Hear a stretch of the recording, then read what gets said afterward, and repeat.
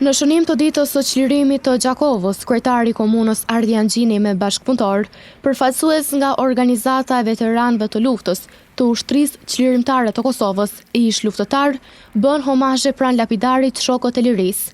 Kryetari i komunës Ardiangjini u shpreh se 14 qershori përkon me një ndër ditët më të shënuara të popullit shqiptar, ku kujtohen momentet e vitit 1999, duke kujtuar e respektuar të rënët për liri dhe duke falenderuar Shtetet e Bashkuara të Amerikës dhe NATO-n që qëndruan pranë në kohën e luftës. Është një ndër ditë më të shënuar të popullit shqiptar.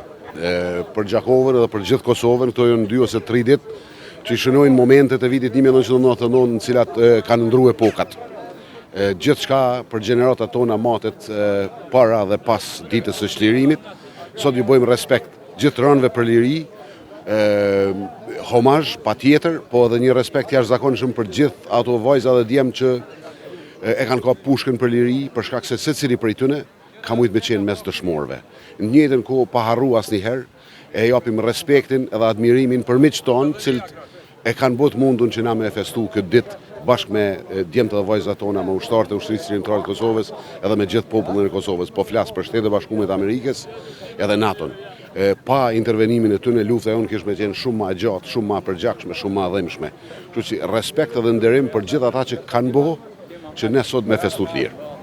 Homazhe pranë lapidarit Shokët e Lirisë bën edhe përfaqësues nga Partia Demokratike e Kosovës, Dega në Gjakov.